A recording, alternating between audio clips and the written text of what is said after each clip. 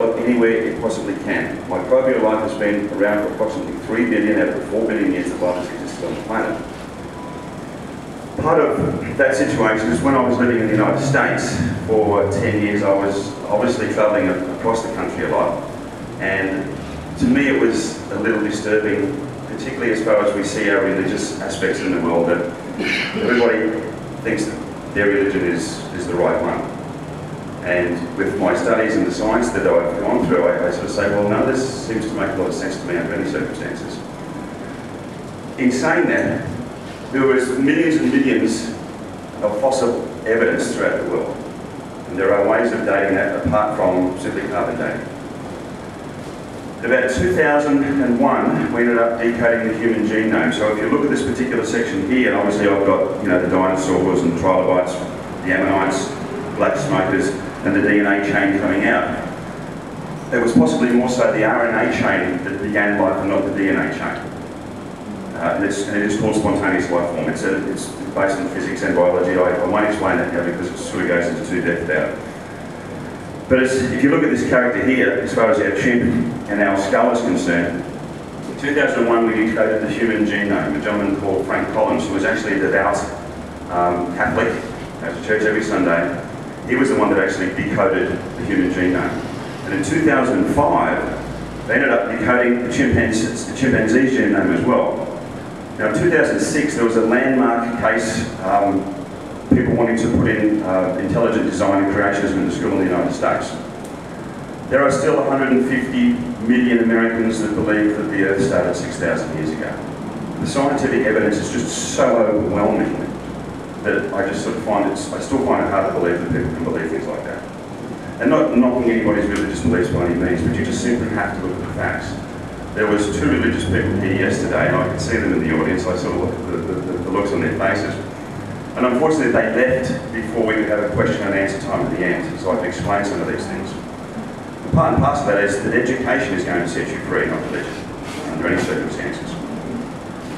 And with this landmark case, it was a lady called Tammy Kitzmiller, and it was a case against the Dover High School Board, 2006, where they wanted to actually bring in creationism and intelligent design as part of the school curriculum. And a gentleman called Frank Miller, who was a cell biologist, had been part and parcel of that program of decoding the human and the chimpanzee genome.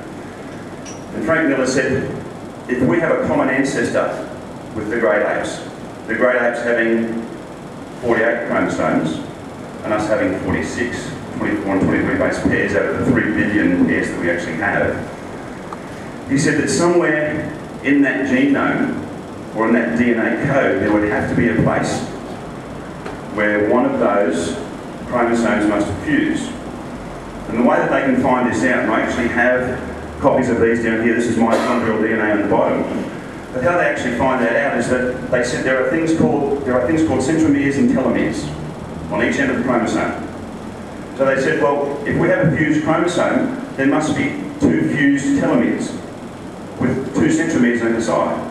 He said it's the only way that it could have happened. So they began looking for these. And they found them about 14 million base pairs down on the 2nd chromosome. It was actually there.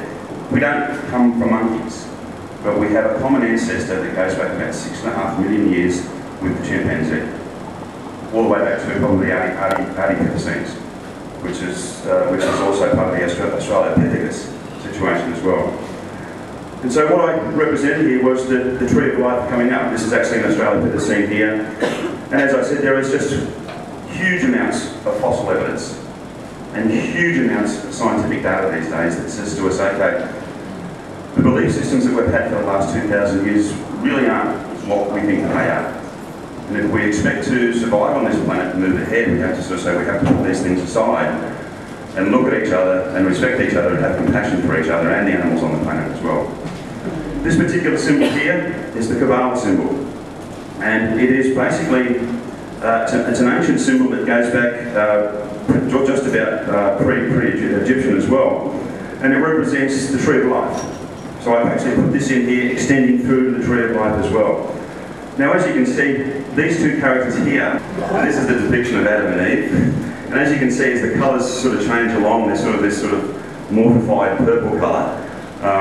It's an extent, and there's the snake here as well. So I sort of said, God in all his wisdom handed the world over to two teenagers and a talking snake. That doesn't make a lot of sense to me. So. But in saying that, as part of that situation, I said, well, how can I actually go back and find out where these beliefs came from for the New Testament and the Old Testament and even in the Quran? Now, as I said, if I was to recite all the information I've got there, it would take us all afternoon to go through it. But the majority of the beliefs that we have, particularly Old and New Testament, go back to the time of the Egyptians. Now, you talk about the death and the resurrection of God. In Akhenaten's day, there was the first Egyptian pharaoh to be a monotheist believer in one God. The God that he believed in was the god Amun-Ra. A-M-E-N-R-A. I can see everybody sort of nodding. What's the last word in the Bible? Amen. Do you know what it means? So be it. So be it. So, or enlightened. No, it means enlightened. It means enlightened. And that sort of, once again, the situation where we really don't know the full extent of it. Now, what happened in the monsoon period? This way, when we got to the winter solstice in the north, the sun stopped moving south on the 22nd of December. And the Egyptians said that the sun had died for 3 days. It didn't move south anymore. It wasn't until the 25th of December that the sun started moving back across the northern hemisphere again. The Son of God, which is this guy here, which was Horus, or Amun-Ra, was born again. And there are about 25 other deities before Christ that were all born on the 25th of December. Any of you know that at all? Yeah. They were all born to a virgin mother called Myrna, Myra, or Miriam, a derivative of Mary as well. Buddha's mother was called Maya, all born on the 25th of December, mainly because they were worshipping the sun. Now, the reason that they did that is the fact that when the sun started moving north again, the monsoons in the Congo would start to fall. The Egyptians knew that the Nile was going to flood because it flooded every year. So it was a great catastrophe for them. And they would go down, they knew pretty well within the week that the flood waters were going to come through. So they took their animals, some of their best animals, 2 by 2, and they took them up onto the higher grounds. Can anybody tell me what the Egyptians actually called the Great Flood of the Nile? It was called Arcus Noah. That's what it was called.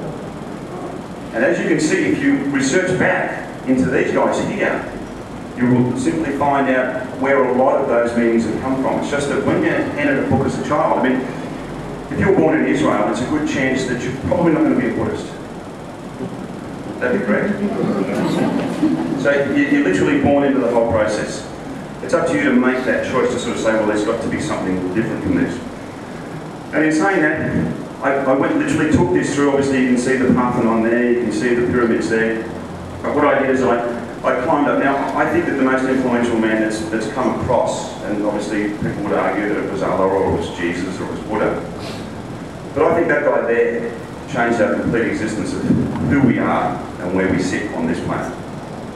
If you look at the DNA record, we're still decoding many animals now. It's just the fact that they needed to do this to find out if we actually were related to the chimpanzees, which we are. There being 2 forms of chimpanzee as well, the other one's a bonobo. This guy came along, it was torturous for him because he was married to a Christian woman.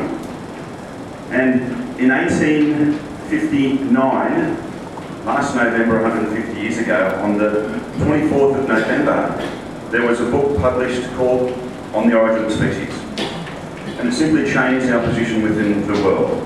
And Charles Darwin said that, and in those days there was no, soil biology, it was simply they just didn't have the technology to be able to do it. But Charles Darwin said that you will find a number of transitional fossils as you go along. We just simply haven't found them now.